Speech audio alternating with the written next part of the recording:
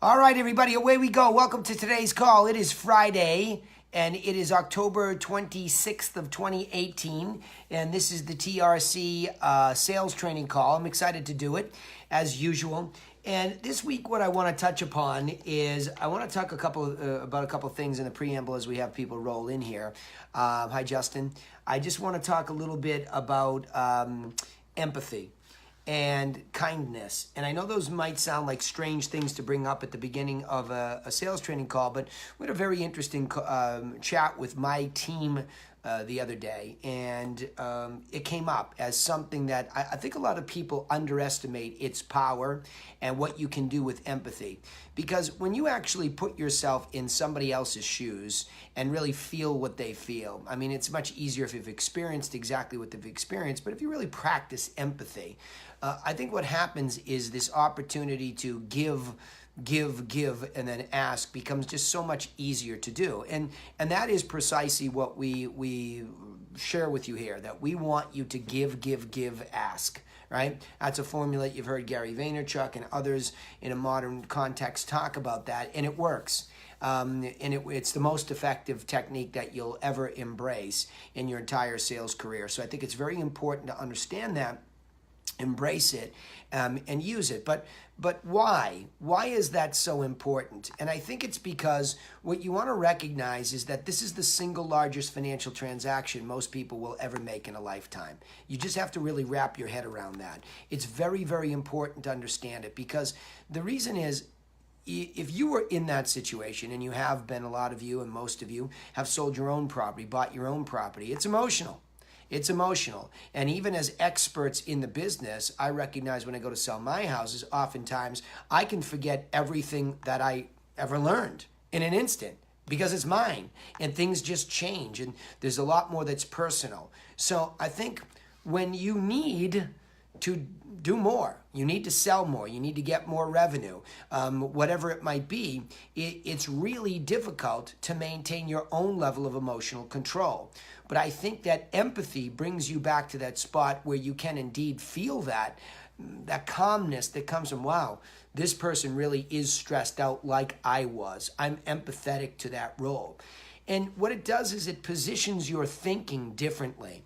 See, when we come into it and say, all right, this could be the deal that I get for this quarter, this month, or this week, whatever it might be, this is the one I've got to get. And I understand the need for that too. I mean, obviously, anybody with a business brain says, well, I have to get revenue to make this business a viable deal. No questions asked. I mean, for sure, that has to happen. But the issue is, when you're going at it that way first, the subtleties change. And this is what I notice, especially with telemarketing phone calls, when we're picking up the phone and we're actually calling people. Your tonality changes, the subtleties of the language change, and then reality, the reality of the moment in time. Because a lot of what you do, and the challenge for a coaching company like mine and me as the head coach to get in there and say, look, here's what we think you should be doing. And yesterday in the mastermind, we talked about expireds. We're very empathetic to the fact that they tried to do something that they clearly wanted to do, and it didn't work out. You have to have empathy for that. That sucks. That's no fun. That's a reality of that moment in time. So when we go to send them something, what can we do to express empathy? The best. Help them. Help them. So what we send them matters. And on the mastermind yesterday, as we broke that down, we actually ended up going well over an hour and a half, because there were a couple of people that just kept digging in, finally understanding what I've been trying to say, is that this is really a communication with somebody. Sales is communication. On the board behind me, business communication bubbled up last week when I was doing the training, the basic training for the TRC, and it really just bubbles up. And when you really go back and look at it, the hero of the story, albeit we think it's us, it's not. It's not. And what I mean by that is, if you're running a business, we want that business to serve you. So I suppose if the business could be brought together, you're really looking at you as the hero in that context, but you're helping somebody else, right? You're actually looking at the hero as the buyer or the seller, and you're having empathy for that person. Think about it as a play. As that person walks onto the stage, and you're playing a role in this, but they walk onto the stage and you look at them and you can just sense that something's not right. You can sense that there's a problem. Okay? Even if they don't know it, if they're not aware of it, think about all the thriller movies that we see where somebody enters and there's the dark shadow in the back. I'm like, oh my gosh, the hero, that's the person. See, we always think the hero is the one that flies in with the cape, but that's really the guide. Okay? Think about it in Hollywood terms as the supporting actor or actress who lifts up the hero, right? You can be amazingly good at all that, but that's what you have to do, okay? Is you have to see clearly they are the hero and you need to empathize with them about the problems that they are aware of or not aware of so that you have an opportunity to enter as their guide with a plan, okay? So that's how empathy plays its role in this whole story brand formula. Right? Now, when we get into this today, I'm happy to take it in any direction. I always prefer if you would participate with me by giving me anecdotes that matter to you, and then we can run with those, okay? So let's try that. Let's see who's on here early, and somebody could give me an anecdote of where, maybe it doesn't have to be that I brought that up with empathy this morning, having that empathy. You could bring me any challenge. I would rather prefer to do a call where you give me a challenge because that was real. Of course, if anyone's recording phone calls, those are always preferred because we can hear both sides of the conversation. But somebody give me something that was real, that was perhaps challenging to you, and let's talk through it, okay? So remember, *6 mutes your mic, *7 unmutes it, okay? All right, somebody give me one. I've got Shawnee Hummel. Your mic's a little bit loud there, so I'm going to mute it because it was super loud. So Shawnee Hummel, sorry about that. I had to mute you quickly. All right, so somebody jump in here with me and give me some kind of a challenge that you have. And Alan, if you're out there, hey, Danny. Yep. Oop, go ahead, Georgie. Georgie, you're first. Alan, is that you in Texas? I wanted to see if you have an open line and you're with some of your people. No, it's just me, but I'm here. Okay, cool, awesome. All right, just wanted to check. All right, Georgie, go ahead, buddy. Hit me with something. Well, I've been doing a lot more listing presentations and feeling that I'm not sure if I'm digging down enough in questions. I think that's one of my issues that I'm like not getting an understanding or a miscommunication with the seller. Especially with a seller who's highly motivated by wanting to get as many dollars as they can, and we're getting into they don't want to list because they don't want to pay the commission, but they want to sell and we're in communication because I actually have them on the buy side on their new house, but they don't want to list their house with me because they're just don't want to pay for commission. Okay. So wait a minute. So George, hold on. George, hold on. Are these for sale by owners you're calling? No, this was a lead that I put under contract from Realtor, but now they got to sell their house and they don't want to list it with a Realtor. They're not listed with anybody. They're for sale by owning it. Okay. All right, good. Let's go back. I did give them. Go ahead. Finish. Yeah, I did give them my listing presentation. I did hand them my booklet, the one that I showed the group with my nice presentation. I did a net sheet, but they didn't disclose their amount of their mortgage, and wouldn't disclose that with me. They just were like, "No, I'm not comfortable doing that." Okay. So all right. I'm like, okay. All right. All right. Stop for a second. I need more context. So let's go back and reiterate this. They're a Realtor.com buy side, but they want to sell themselves. Yeah? Did I get that right? Yes. Okay. All right. Yep. Did you help them on the buy side? Yes, I've got them under contract with a contingency that they have to sell their house. Okay. All right. Bravo. So now, because you really have something to do there with them making the move. And so they trusted you well enough to do that. How long of a cycle was it? Was it just a one and done? They called, Realtor.com, had them contact? It was a one and done. Okay, good. So it was a quickie. It was a one and done. All right. We found the right house right away. Okay, good. All right, now, what can you do to add value to them? What can you do on the sell side? So you gave a listing presentation. Did they ask you to give one? Did you ask to give one? How did you get that far? It's an obvious assumption. I just help you buy. I'd like to help you sell. So you go in there with them. But Yeah, I offered it. And I gave them information on how to, help them sell their house. Because they disclosed right away they're probably not going to list. We want to try it on our own, and we're going into a little over a month. They caught fire in the first 10 days, caught a buyer, but the buyer was $100,000 under what they're asking price. Their offer came, they did $100,000 under what they're. All right, what's the George? That's crazy. Something's way off here. What is the price of the asking price of the property that they put on it? Was $385. Okay, and somebody came in. Okay, and somebody came in at $289.9. That's what you're saying? Yeah, she said it was over $100,000 off. So. Okay, all right. So that's tell me the exact okay, number. George. That's the first piece of evidence that you give to them to say, look, this is very typical with for sale by owners. Okay, were they an investor? Okay. Were they investors that made the offer? No, they were going to live there. Yeah. Okay. They were going to live there. Okay, but this is what people At least do. that's what they were disclosing. Okay, but this is what people do, George. When somebody goes outside the context of the marketplace, and this is something that we want to communicate to people like this. First of all, that's great. Go ahead and try to sell it on your own. But why are you trying to sell it on your own? Do you know the answer to that? Well, yes, they said they wanted to make as much money on the house for them to put into their new house. They want to put a pool and a pole barn on. Okay, so your perception is that you're going to make more money by saving 5 or 6 apples. Is that correct? Yes. Okay. Well, let me just tell you this. Number one, you better get it onto MLS bare minimum. Have they done that, George? No. Okay. No, they're just doing Zillow. George, you need to express to them immediately the problems. See what I'm saying? You have to empathize. Okay, I get it. Here's just another person who's trying to be penny wise and pound foolish because they do not understand the benefit of having full service, right? That's what it is. Right. They don't see it.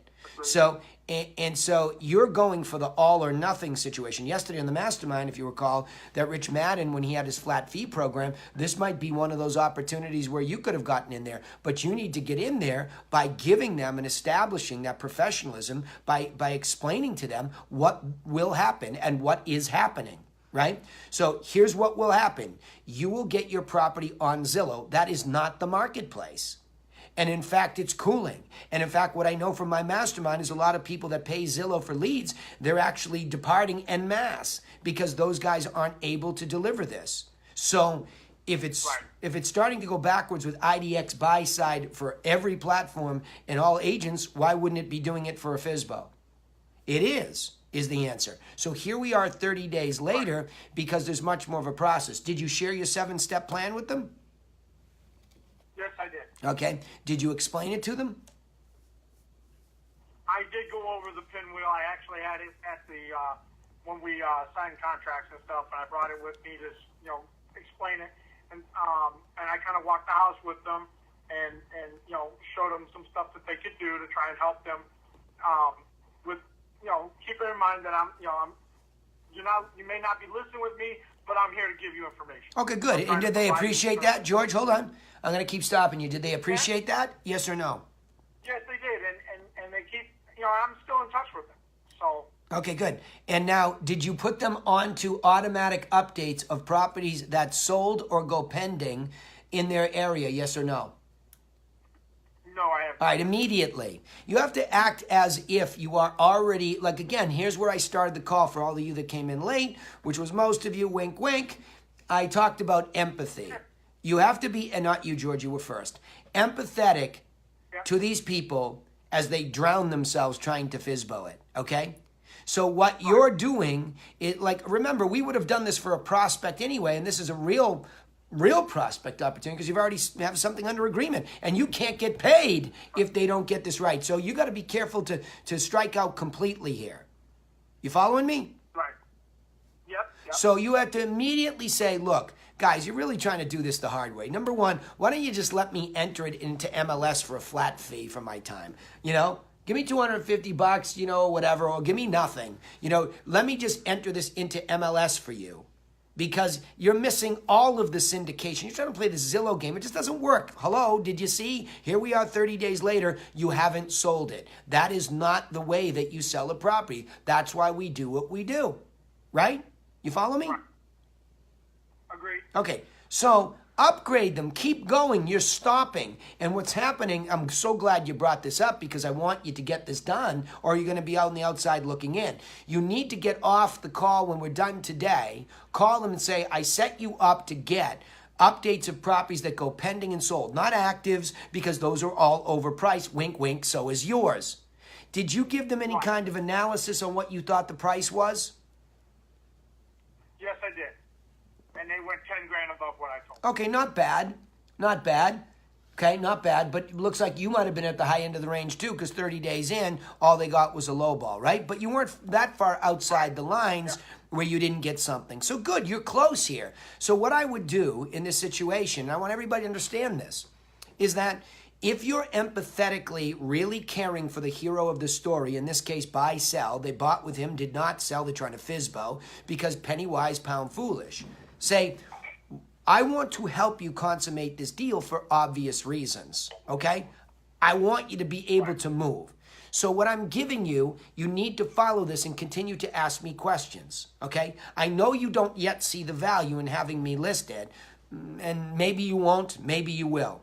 But I'm still going to give you what I would anyway. Here's the home seller course. Here's updates to property that are going pending and selling that offer the features you have. I have the two coaching opportunities this morning. Paul Mihalowicz brought me Muhammad, who I think is on, and then also Chris Kleber brought me, a couple folks from his team too. So what we did was we said, look, it's very important to understand that this has to be intentional, George. You have to intentionally be helping these people understand it. And the intentionality is to deliver information that demonstrates to them what else is going pending and is selling that has better features than they have. This is why buyers are going elsewhere. You don't have to hammer them with that. You don't have to stick it in their face. You simply have to educate them, because they have a very strong paradigm that they're saving money, when in truth, they're not. Because what they've done is put themselves into a fraction of the exposure. I know everybody's delusional on out there thinking that somehow Zillow is the marketplace. It's not. It's a tech company. And most people are not really buying like that. So I'm not saying they're not using the app and Realtor, the app. They're not. But I mean, I sell properties, Laura. We sell properties every week, and people don't even reference Zillow, right? And when they do, I just... Yeah, so the point is you need to educate them that they're doing a fraction of the marketing and exposure. It's just like, look at, if that were the case and it were that easy, guess what we would be able to do? We would be able to have, if this was true, even better than Zillow would be putting your listing on MLS with an entry-only company. That's even better than Zillow. Why? Because it syndicates to Zillow and everybody else. It's seen everywhere. Right. The ultimate is the marketplace. So they're actually way off. If you're going to make any suggestions, will you at least let me put it in here and entry only it so you get everywhere? You have to make that case to them. Then you have to give them specific properties that show over the last 30 days, here's what went pending and here's what sold. And you can see they had some pretty good stuff for the same money, right? Otherwise, they're not moving. So don't stop just because they're not giving it to you. Actually do the opposite, which is counterintuitive. Lean in and do more for them. Yeah? Right. Yeah, and I agree. And that's, I was thinking that, and I should have just pulled the trigger, because the mindset is, especially what we're doing, and what you're teaching, and attacking with is like give. Yeah. And then they're just like, you know what, this guy's just working his tail off, and I'm not even going to pay him right now. And I'm not even worried about that. I'm already going to get paid. I just need this house sold. Yep. Right. All right, good. You got it. Georgie, you got it. Don't sell yourself. Now, just sorry to interrupt you. Yeah, hang on 1 second. I'm coming to you. Georgie, just do exactly what I just said to do so that it's my problem, not yours, right? Don't procrastinate. Don't wait. lean in and take the action. Yeah, who's that trying to weigh in on this? Come on. It's Will Dale. Hey, bud, go ahead, buddy. Fire away. Real quick. Instead of offering to put it on the MLS for $500, build a commission in, a reduced commission, and say, hey, I'm going to compete with Zillow. Yeah. And it's on look, you get the best of both worlds that way. So you're already going that route, but I wouldn't. Why do it for $500? If the MLS is that much better than Zillow, you should be able to make more than $500. Agreed. Totally agreed. And I shouldn't have said it so off the cuff. And thank you for correcting me. There's zero is zero, right, Will? And he's at zero. And correct. if money, I've got more. Exactly. And so if there's even a sliding scale or a reduced commission or whatever it is, right? He can do something. Go ahead. Did you want to add to that too? You had something else? Well, yeah, I have some more stuff. Secondly, I would send them. Are you in an appreciating, depreciating, stagnant market? Which of the three? And that price range, it's average. It's stagnant. It's fairly flat. Okay. We got a 90-day inventory, so we're level. I would still send them new properties to buy, because if the property values are going up in that market range, they need to have a sense of urgency to sell the property, to sell their listing. Yeah. And if they're starting to see that, but again, if it's a flat market, that may not help. And then I had a third thing, and I forget what it is, but it's too late for this, but when you negotiated the purchase of the property, the seller of that property made a mistake in allowing a contingency without a deadline or without something, right? Is it a contingent and they're selling and they're actively looking for a backup? No, yeah, they're active backup. They're not off the market. Yeah. So we have a contingency, but we have a 72-hour first right to refuse. Yeah. Well, here's what. If another offer comes in, we have to either, in so many words, shit or get out the pot. Yeah. All right. Well, in that case, it's even more dangerous.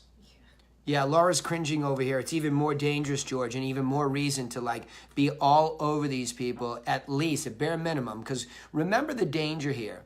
You got them off of Realtor.com, so they're an off the street. Good for you. You picked up the phone, but there's no relationship here. Yeah. There's no relationship here. They're gonna lose Of significance. There's no relationship. Right, because I didn't really have a chance to. Exactly. I mean, I've been in texting communication, and when we negotiated, I did get her $20,000 off of this house. I beat up the listing agent pretty hard, and and now I'm like. Yeah, but good. But hold on. Let me finish my point. The point is, you really don't have relationship deep enough for them to trust you to list it, and the problem is when they had. Here's the problem: when they had your advice, they smashed it. They got a $20,000 reduction, but yet the irony is they didn't trust you to now go smash it for them on the sell side or give them advice. It's just, you almost have to remind them of that. Say, look, we did really well up here. We got this thing 20 under, and are they still asking 20 over for the house? Is it still 20 over? No, it's about 10 over. Okay. They just did a $5,000. There you go. There they go. They're smart. They dropped it. Yeah, they're smart. On that side, they're smart. They're closing the pressure in on you. You need to go get a price reduction immediately. And show them that they're going to lose this property if they don't, and you need to demonstrate that to them. I want to leave this one at that. You need to go do an analysis, get with them, and then put them on automatic updates too. Otherwise you're going to lose this front end deal, and I don't know that people like that really have any sense of loyalty because you just don't have long enough. I don't believe they do. Yeah. I don't believe. She's already stated that because we were talking about my buyer broker, and she was like, "You didn't do anything for me," and I'm like, "Well, I kind of did. I negotiated $20,000 off of this house. I got you a couple extra things on here, and I go, yeah, I didn't find this house for you, but that's only a part of it." And she was like, "Okay, you're right." Yeah. But she goes, and you could still say she wasn't happy about. She's an intelligent person. She's a nurse. A little older, so she's been around the block a little bit. This isn't her first house.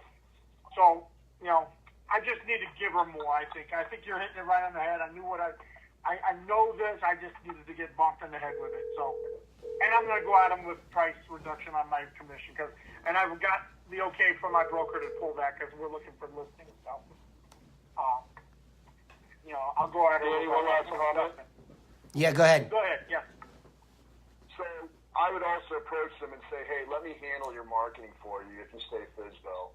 For $500, I would give you professional quality flyers. I will set up signs for you. I will, make it as easy for people to get hold of them as possible via your marketing efforts. And you could say, Okay. heck, do open houses for them. Why not try to pick up a buyer off of their FSBO? Right. And, wow them with the marketing and then talk them into letting you put it on the MLS as well and just compete with them.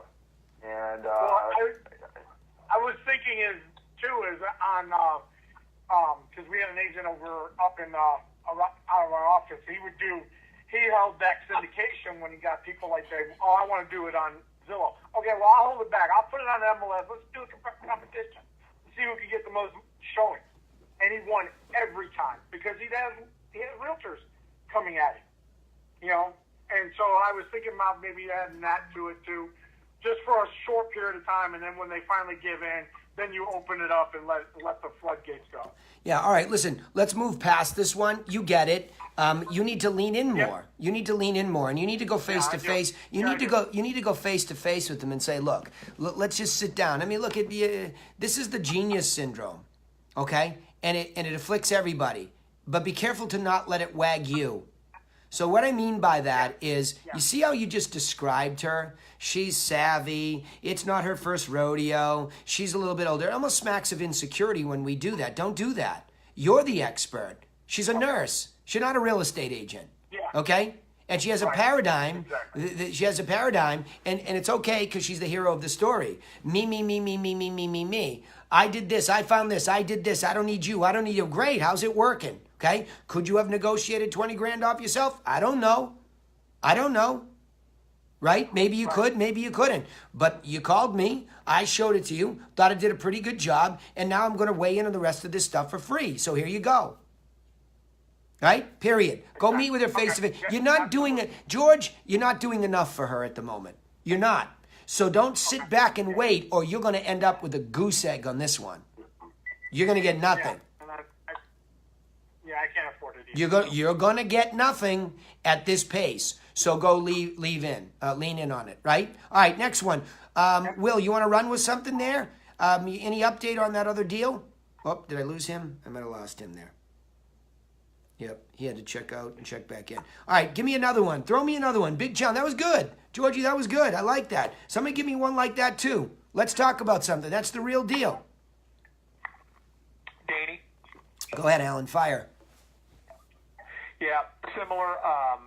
I was talking to an agent in the office just yesterday. Looking forward to seeing if we could talk about this today. Unfortunately, she's not here. Okay. Went out for a listing presentation, knowing up front that they had who's a realtor. My agent went in with all the information, all the stats.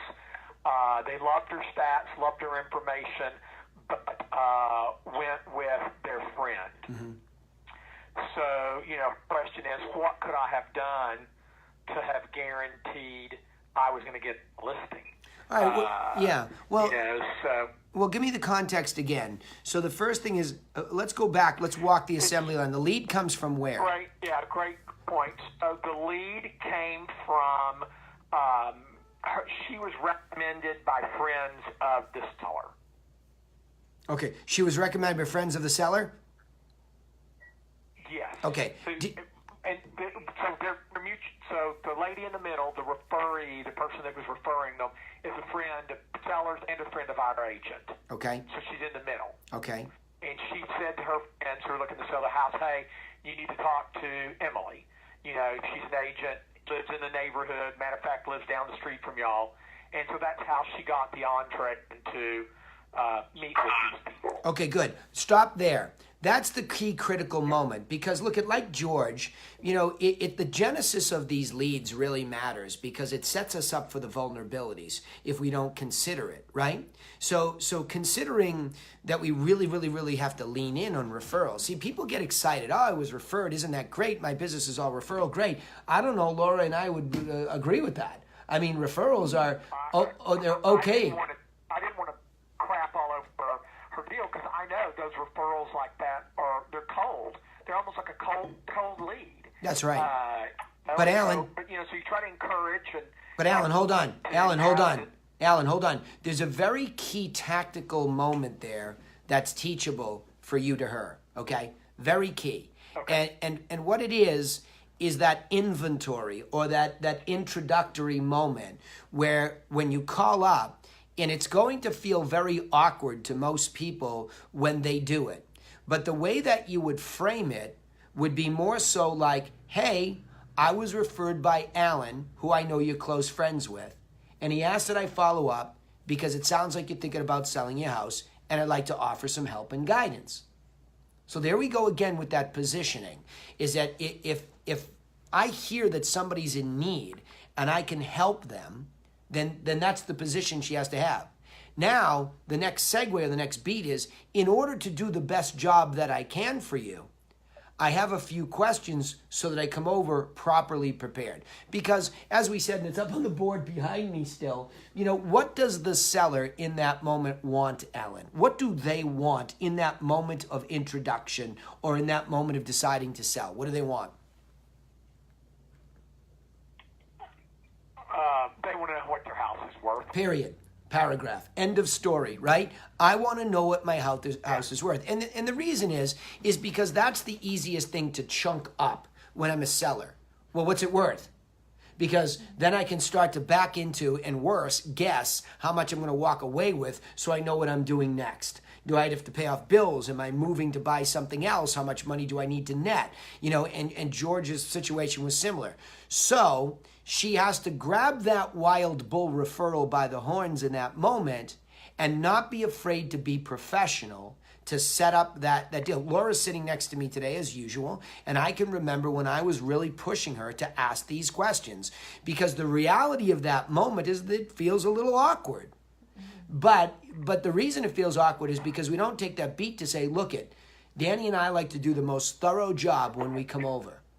So I have a few questions for you so that we can be set up to be as helpful as possible in that moment. Right? It's a positioning, right? That moment right there that you grab position, but you're grabbing the bull by the horns and saying, look, you sound busy, but we really want to do a good job in this moment. So could we ask you these questions? And Alan, one of the key critical questions I'm thinking of in this, spot is, hey, are you thinking about, a certain number? I mean, is there a number? What do you think the property's worth? That's huge. Right? It's a huge thing. Huge.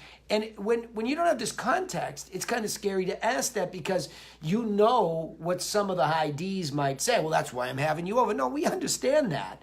But in doing a thorough job to prepare, if we know what you think it's worth, then we're going to look for corroborating evidence inside of the MLS with the solds, right? Yeah. Exactly. Yeah. So now remember, the whole concept of a seller is we're not pitting ourselves against them. If we don't position ourselves this way empathetically and looking for evidence to support their number, you've already started a confrontational relationship. And I call it pricing it right bingo, where they're going to have 2-3 people come over and everybody's going to come up with the price and they're going to go, bingo, Alan, you got the highest price, you got the listing. And we know that's a reality. They were interviewing. You got it. So now that goes to the next. That's right. So it goes to the next beat. Are you interviewing other agents? Right? Well, I don't know yet. Should I? No, just asking. I mean, that's up to you. I just like to know because beyond the analysis piece of it, there's a strategic process that we take our sellers through. And we'd just rather, if we have competition for the listing, we'd rather be compared to all of them at the end. That way you've taken in what they do and we can come in because we think we have a very comprehensive 7-step plan that's precise And it has really worked for our sellers to get top dollar and be successful and to approximate the number that they were hoping And I for. told her, Yeah, go ahead. Come on. I told her, I said, you want to position yourself to be the last. And I went through that script about, we're confident in our marketing plan that, we want to be compared to the others. And so in order to do that, we'd like to be the last in. But she didn't want to be the last one in. She goes, well, but what if they're one of those people that just says they're interviewing other people and they're really not, and the first person that's in, I go, well, then you'll be the first person in. Well, I want to be the first person in. That way if they domino at first. So she went in first. And how'd it work out? And how'd it work out? She lost the deal. Okay. So their When friend- did the friend go in? When did the friend go in? Don't know when the friend went in. There you go. I don't know if the friend was in second or third. Okay, so there's a couple of things here that are going on. See, the agents that haven't done this for a very long time don't know why deeply. And it's our job, Alan, you and I as managers of these agents, to give them the real understanding of why and how to prevent them from deciding on the very first person by saying, look, I take a lot of time to be thorough and prepared for this appointment so that I can offer you the best guidance whether you choose me or not. And all I ask in return for all of that upfront work is it's my gift to you whether you choose me or not. It's my gift to you. But all I ask in return is that you just don't sign with somebody else because I'm sure you're going to want to see all of this. So it's the law of reciprocity that we're emphasizing in truth. I'm going to spend my time, my knowledge, I'm going to get the insights on your situation based on this intake form that you're giving me now, and I'm going to be prepared. So all I ask in return, and you're asking for that commitment, and in that law of commitment or corroboration, those Cialdini laws, people will really support them. If you ask for that loyalty just to get to be in there last, there's a lower likelihood that they'll cheat on you. I'm not saying that in some conditions they won't. It just depends on the thoroughness with which it's explained and why it's valuable to them, right? They almost become afraid not to see it, or they become curious and they realize, what is she talking about? None of the other two competitors talked like this at all. See what I mean? Like, you have to grab that bull by the horns and act as the ultimate professional by taking them through an intake process and then asking properly for it. It's very hard to cheat on somebody when that loyalty is asked for correctly. Eugene and I went through this week about a referral that Kate had given him, and that he, was going away for the weekend, and they went out and put an offer impetuously on another house without him. And he got mad. And he stopped communicating with him. Well, guess what happened? Subsequently, with that impetuous behavior, it fell apart. It didn't work. But by then, he was angry. He didn't continue to say, oh, great, I'm sorry, I missed out. Geez, I was hoping, we could be there. What can I do to help? One little subtlety in the mindset changes everything. And it creates the opportunity. So in this case, if she had done the right thing, come in last and still lost, she knows that she was thoroughly compared to everybody. Now the most difficult thing to overcome in her circumstance was friendship. That's a relationship of trust. In our business, the maddening thing for the professional real estate agent is to realize that people, no matter how good we are professionally, are still going to choose a friend, because the value in that relationship with a friend is so important to them that no matter how good you are, you don't win round one.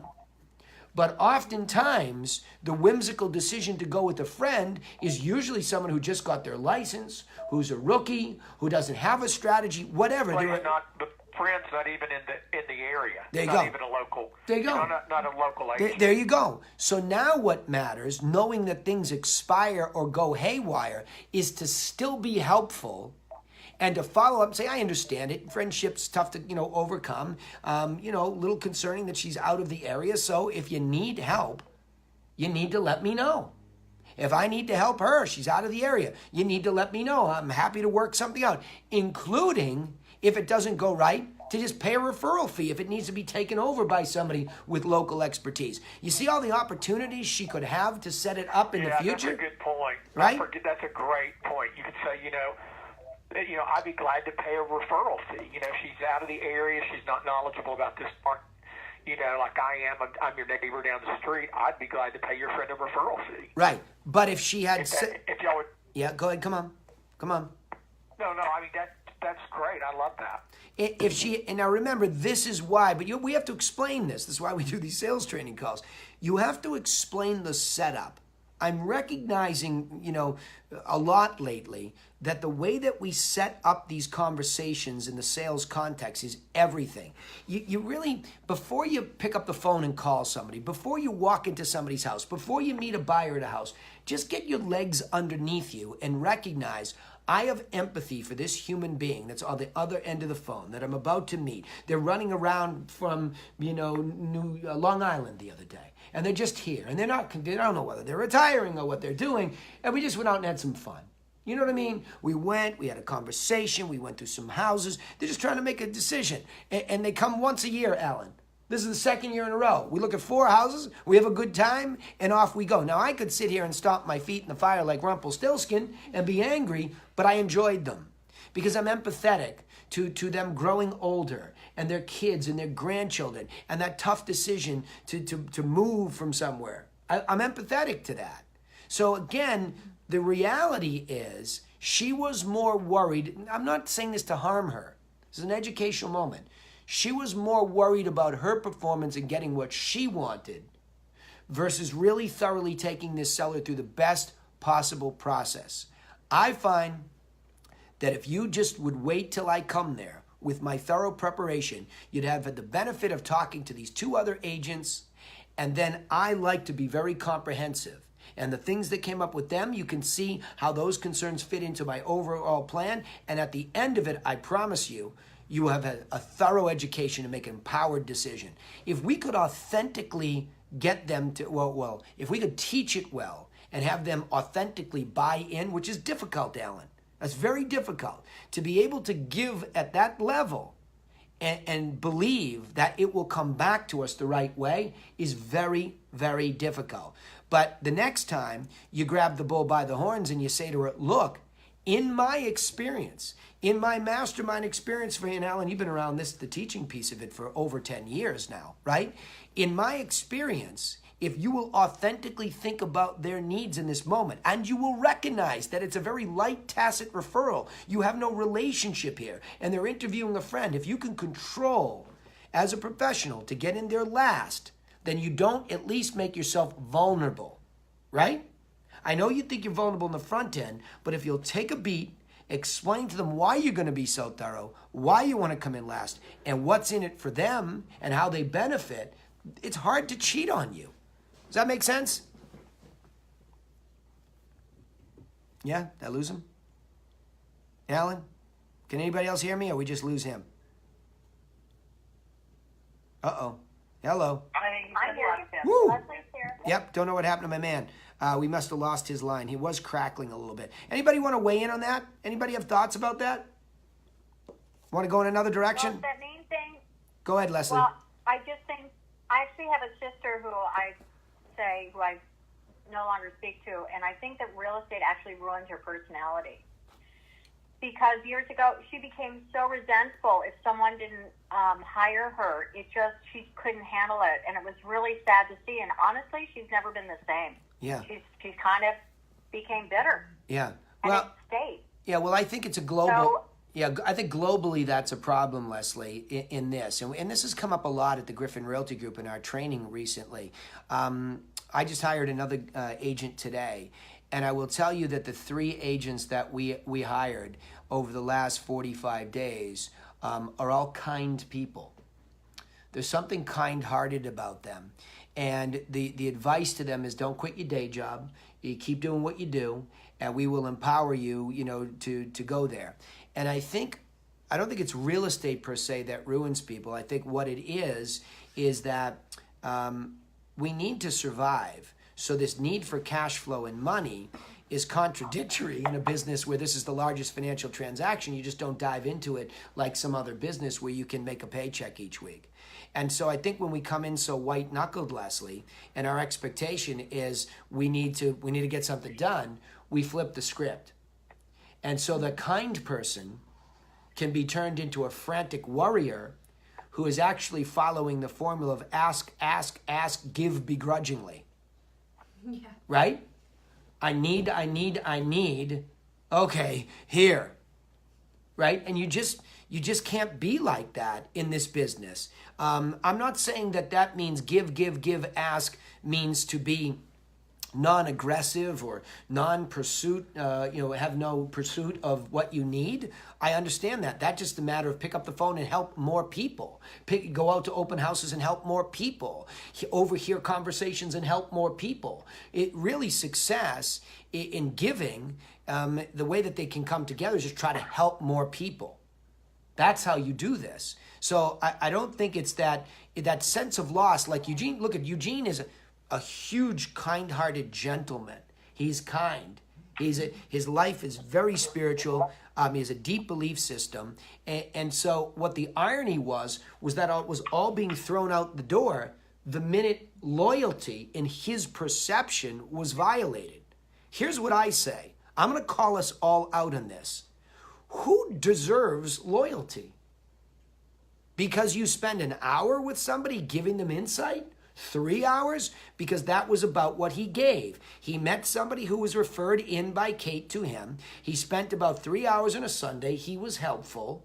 And then whatever didn't happen on the weekend to make sure that he was protected, he went off to live his life with his family, and they went out and panicked and put an offer in on something without him and then felt bad. And he was mad, right? Like your sister, bitter and mad. Why? What gives us the right to feel like that? It's more that we're just disappointed, we're nervous, we're frustrated, we lost cash flow. I get it. I get all of those things. But the problem is we have this overstated sense of what loyalty should be back to us because we're asking, giving begrudgingly. We are. We just are. I'm not saying in the moment. All good, Alan. Don't worry. I see you online there. So what happens is, Leslie, it's really a paradigm that has to be, and it's so difficult because we get mad about other things. People are divorced. People have lost somebody. Something's not gone your way. Life gets you to that bitter spot, and the only way out is to flip the script and just start giving more. Like, I know that sounds weird. What are you talking about? Life owes me. Nope, it doesn't. And it won't until you give. Then it will. There's no doubt about it. So I would say that's probably the paradigm. Hey, hang on, Leslie, before we go on. Alan, did you want to comment on that? Now you lost your line and you're back again. You want to comment on that at all? Where you were? Yeah, I appreciate that. I mean, the feedback, it is funny because I try to, impart some of the wisdom I get from this group to my agents, and the fear. I mean, and I operate sometimes in that same position of fear, but that's what they get.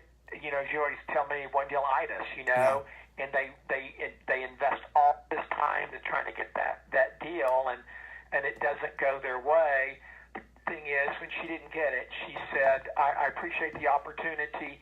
If it doesn't work out, or there's something I can do to help you during this time, or, if the deal, if it doesn't work out and you need, let me work with you later down the road, is basically what she was saying. And that was good. She didn't lose her temper. Good. And yell at them for not picking her. Good. She left the communication open and said, I'm your neighbor. I'm here to help if that doesn't work out down the road. Good. That's good. And if I have a buyer that's interested, I'll be sure and bring them by the house. Good. And what I think you need to do as her manager is sit with her once again and go back into this process, because there's a slight tactical tweak. It's not an error. It's just that she didn't know what she didn't know, and that was why you were telling her to go in last. And you can't just say, look, go in last. Why? Well, I don't agree. What if they're, right? Okay, well, that's fear-based. Just go in last and explain to them why you want to be last, and just ask them for the respect, in that moment. See, what I think the anecdote I used about Eugene, I don't know that he asked for that. He presumed it. He presumed that in his world, if I give you my time, right? If I give that to you, I presume a loyalty. If you want that loyalty and you feel that, hey, I'm giving my time, then the ask is, could I ask for your loyalty? I won't be around this weekend. Could I ask that you call me or text me, or could I ask that you call Kate? So you see, he had set it up. Let's call it 1 hour give. 2 hours, give. 3 hours, give. I'll bite, right? You gave 3 hours, and during that, you gave a lot more. Maybe it was 10 gives, and maybe that's why he felt so white-knuckled about it. But ask for the loyalty. Don't presume it, right? Make sense?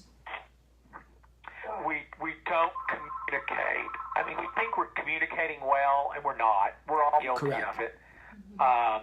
And, I think if you'd asked people that, that they would have either said yes or no. For sure. We can't give you loyalty, Eugene, while you're out this weekend. We're really feeling pressure. Great. Then can I get Kate help you while I'm gone? That's exactly right. If the right house pops up. Yep, cool. All right, buddy, I'm going to move on because your line's crackling a little bit, but that's a great anecdote, okay? Yeah, awesome. Thank you. And I want to hear, because it's so subtle and so easy to correct, and I love that she ended as a giver. I mean, I know she wants to set herself up as I would have coached it and suggested today, but I think that's great. All right, let's move into the next one. Hey, Helena, you're out there. Love to help you with any of those challenges that we're having there with home investors. Andrew, anybody else that's out there, let's take the last 10 minutes with a couple more anecdotes here. Somebody give me a ball. Throw the ball to me. Come on, gang. Somebody throw me the ball. Let's go. Andrew, go ahead. Okay, So I had my first buyer under contract last month. Yep. And I was excited about that. And unfortunately, it fell through because they were unable to secure financing. Mm-hmm. And I guess some of the issues I have is that they had a very squirrely financial situation, and in fact, they changed their financial status or situation after they had received their pre-approval. Mm-hmm. And they seem to be going into this with the idea that a pre-approval is basically it's locked up. Mm-hmm. And then they went, because they were independent business owners, they had to change some financial structures after the pre-approval, and there were some other, I guess, complicating matters. Long story short, they were very, and I hate to say this because I want to be empathetic, but Yeah, come on. they were very needy, and they were constantly going to their lender, asking questions that he didn't have answers to because the situation just came up. Yep. It's like, well, I don't even have an example right now, but like they would get an email from escrow, and they would read it, and then they would instantly go after the lender to say, hey, what's going on? What does this mean? And the lender hadn't even seen the email yet, so he couldn't even answer it. Mm-hmm. So it's this constant, like every day, what's going on? What do we have to do? Explaining things to them, and it got to the point where the lender it was a real tax on their time, and I was trying to step in and work with the lender, try to act as a buffer, try to answer as many questions as I could myself, even conversing with the lender, to forward that information on, just to get them off the lender's back. Okay, well, all right, hold on, stop. Let's stop. This sounds a little bit weird from that perspective. You're right. And I'm missing the empathy, but I'm also missing, like, why you're doing the lender's job. Take me back. The lead comes in from where, Andrew? Where do we get the lead from? Open house. Okay, so an open house. You meet them at an open house and you convert them, yeah? Yes. Bravo, standing ovation. Love it. You're listening on these calls, obviously. So you did a good job. And you referred them to the lender. Yes. Okay. Is this lender someone you and Paul have done business with before?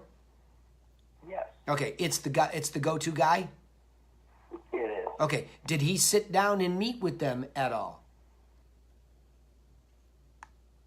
I don't know if he actually met with them. Okay. On a scale of 1 to 10. No, actually, I think he probably had it at earlier in the process. And let me preface this by saying, I met them at an open house last December. Okay. And we, and they actually got to the point where they could do something, a couple months ago. Okay. All right. So they actually worked with the lender to improve credit. Good. So why did it fall apart? Hold on. Why did it fall apart? Let's cut right to the chase. It fell apart for, I think, two primary reasons. The first one is that they run a nonprofit, and one of my clients was pulling a W-2 from the nonprofit, and then for tax purposes, they transitioned to a 1099. Okay. And so then all of a sudden, and that was post pre-approval. Okay. And so then now the lender's put in a position where you don't have funds, you don't have records of funds coming in, right? Verification. And the second one was that one of the clients is from out of the country and is working on getting their visa, but it has not come through. Okay. Yeah. All right. So you have a challenging financial situation. There's no doubt. But the fact that they were eager, not needy, is the positive spin on this. They were eager to get things done and play the game. Gosh, I wish all my folk were like that, right? They were eager. So, I mean, I get it. I get it, but that's up to the lender to control that process. Sure, you can mitigate it if it's getting out of control, but that's when you pick up the phone and say, look, dude, these guys are, really nervous. They've got a couple of moving parts here. Well, why don't we get together? I'll come to you with them, and we'll sit still, and we'll just make a checklist. And that way I can, get you some time, and we'll go from there, right? Right. I suppose, yes, that is an approach I could have taken, yeah. Yeah. Well, again, I tried. Yeah, you have to grab the bull by the horns, Andrew. This is your deal. These are your clients, and the lender is a facilitator for the financial part of it, right? So who said they were needy, you or the lender? The lender. Yeah, of course. Of course. Well, yeah, but hold on. And, Of course he did, because you want the deal. And this is our job, to serve these people. And they were eager. And so this guy, who probably gets a lot of deals from you, Paul, and everybody else, is busy. And I'm sure he doesn't have as tight of a process as he should. So his terminology is, these people are in need. They're not needy. Yeah, you're right. They're in need of a loan. And you're the guy we sent them to. So what's the problem? Sure, are they exasperating because they're asking a lot of questions? That's what eager people do when they are not given a professional formula to follow. Period. If they are not told, you will be going through a lending process with me, and here's what you will do. A, B, C, D. Right? You know what? I'm sure that was laid out, and I was included on numerous emails where that was laid out. But okay, this is what we're going to be doing. This is what's coming up next. I don't have answers to what is coming up on the horizon per se from the actual lender until I get a question from them. So I can't tell you, you're going to have this, you're going to have that. Until I know what they require. Okay, good. So there was this communication there, but it didn't seem, at some point it wasn't resonating enough. Yeah, because communication with some people has to be much deeper. They process information much more differently. And we all get exasperated. But that's when we lean in. But the bottom line is, you had a very tough finance situation. Now, is there any resolution to it? The deal fell apart because they couldn't get it in time to buy this house. Is there a resolution to their financial situation? Yes or no? According to that lender. Oh no, they've severed that relationship with both the lender and myself. Okay, why? Why? Well, Why? believe that they didn't. They believe that they didn't get good service from the lender. I agree with them. I agree with them. I would imagine I agree with them. Well, And- he went above. I feel that he went above and beyond. He found them a new avenue once the first avenue didn't work out. Yeah, and Unfortunately, we had to ask for an extension, and that was declined. okay, great. But I don't disagree with them that somewhere along the line, as tough as this one is to say that on, because I know what it feels like to be working with someone who has a gajillion questions and is anxious. They're throwing up their anxiety on you, but that's our job. That's what it is. I've lost them just like that. So it's not like I'm not empathetic to you today, knowing that that's a challenge, okay? But ultimately, the lender had some flaws in his process. We all do. We all do. I'm not picking on him because I know he's a good partner to Paul and the gang and all that. That's good. But ultimately, there's flaws in everybody's follow-up process on communication. And those people that are the most anxious, the most high D, the most demanding, they put pressure on those systems. And they walk away for a teachable moment for us. And it's frustrating. But again, open house leads need to be leaned in on more than anybody else because you don't have long-term relationship with them. They come, they get something quickly. You know what I mean, Andrew? This is it's on us. It's on us. See, in retrospect, he's saying they're needy, so he can explain it away rather than saying, let me think about my process here. Could I have done something better? It's just not a natural reaction for us. Our natural reaction is to become defensive. I mean, the needy part is just, that's just an exasperation. Exactly. Exactly. That's what that is. And that's not really relevant to why it didn't go through. But that's. Do you believe that's? I wanted. Yeah. I wish that I could have been more. I thought I was empathetic. I thought I was doing what I could do because I'm not privy to obviously the lender's job and the broker's, the mortgage broker job and the lender and all their communications and what is in that process. And I'm just trying to help out as much as I can. Okay. It seems to me that. Here's your job. I was being- Andrew, hold on, Andrew. We're losing the conversation, and I don't want to lose the teachable moment. You can always, regardless of the lender's job, the home inspector's job, you can always lean in on the emotional management of your client. Always. No matter whose hands they're in, what's going on. I know we have to defer a lot to these other parties, but oftentimes we abdicate that responsibility, meaning we just turn it over to them. It's important to check in with these people during the process and say, how's it going with the lender? Not so well. Oh, really? What's the problem? This. Great. Let me look into that. And let me figure it out. Then if you feel like you're losing the entire relationship, let's get together. Okay? Let's get together. Let me come meet with you. Let me just sit down with you. Let's talk through where we're at. You have to grab that emotional bull by the horns, wrestle him to the ground, and gain control back over the emotions of the situation. That we can always do. Always. I get why Good. they severed the relationship with the Yeah. lender, but I don't get why I they severed it feel with that him. could have been more. Okay, Laura, just hold on. Laura just said she gets why they severed it with the lender, but not by you. That's an easy one. He referred the lender. It's guilt by association. Period. And this is why it's important for anybody that has affiliates. Look, it happened to us.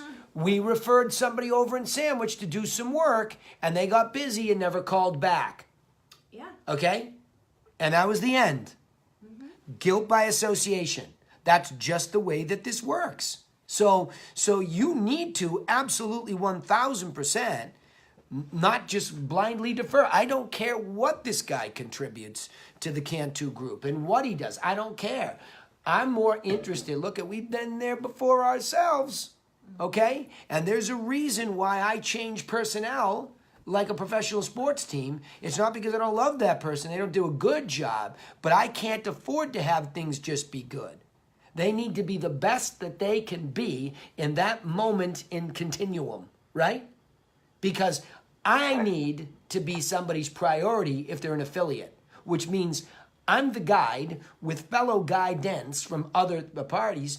I need to know that my client, the hero, is getting that same quality from somebody else. And the minute they don't, I'm the orchestra leader, I'm the coach, I'm the team, I'm the CEO. The buck stops here, as it did with him. Period. As much as, yeah, hang on, Gail. As much as that's You exasperating. don't think there could have been I mean, I'm not Andrew. I know in our situation it couldn't have been saved. But Yep. Andrew, do you feel like you could have done something to save the relationship?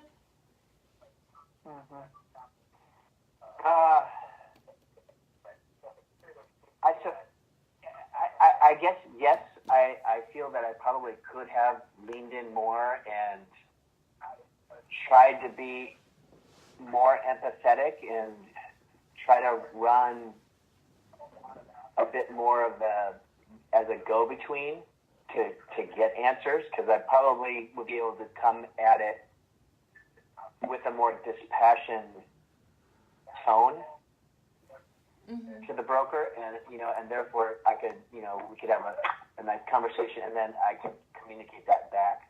For sure. The answer is yes. So yeah, The answer is yes. I'm sure I'll answer it for you. I'll answer it for you. The answer is yes. Otherwise, we wouldn't be sitting here having these coachable moments, right? The answer is always yes. Right. I just try to get better, Andrew, every single day. And I make mistakes every single day. My affiliates make mistakes every single day. It's the speed with which I take responsibility for those and make adjustments. That's how you get better at this. Has this ever happened with the lender with any other clients? Because I would pay attention to that, or maybe ask your fellow agents. Because we switched lenders, and it's made a world of a difference. Huge difference. It's And I'm even not saying, I don't want to speak badly of the lender. No, but we're not. if We're he's not. costing We're you not. deals- It's not the person. See, this is why we keep the pulling process. punches. It's the process. For sure. We have had attorneys, lenders, and people that have done business with us over time. And what have we gone to? People that understood we have a micro process, and that's what we expect of you. And if you can't handle that, it's okay. We love you. We'll have a drink with you, but we will not do business with you anymore. Because we cannot afford to, because you're making us vulnerable. All right, I want to move off. Gail, I'm going to let you have a comment, because then I want to deal with Adam. I'm in the bonus time, and I want to... You're welcome, Andrew. And thank you for sharing that, Andrew. It's helpful. I want to deal with something Adam has posted in the Facebook group. But Gail, I'm good. Dan. Okay, oh, I'm good. Awesome. All right, let me segue into this last question here. Adam has a big list of renters. And this is a pretty viable, conversation for a lot of you. We really need to pay attention to opportunities wherever they abound. And so he has this big list of renters because they have property management, et cetera. And so I think my gut reaction when he posted it was probably what I'll stick with, is that the question always is, if the hero of the story is the renter, Adam, why are they renting? Right? Why are you renting? Why is renting more important to you than owning? Okay? And until we know that individually, I mean, I'll deal with it globally, but also individually. I think when we look at that and we say, why are you renting? If they have a really strong reason, right? Thinking about to set up an in-house home buyer class. Okay, I'll deal with that too. But Adam, the first thing is that they are renting for a reason. Now, it could be a money paradigm. It could be an insecurity about your job, your location. I don't know where I'm at. You have to root that out first. But globally, to make the case for moving from renting to buying is ultimately math.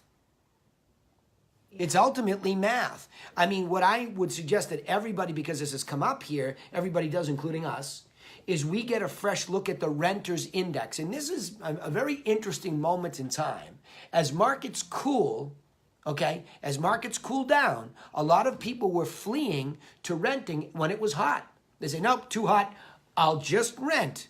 Because why? I don't have to give up my cash for down deposit. I don't see the appreciation that's going to happen, and it cools off, and there's a flight to rentals. However, as things correct with the pricing, and I get it, interest rates are what cooled it off. They're up a point, and everybody's, oh, but the interest rates. Yes, but what about the corresponding fall in prices?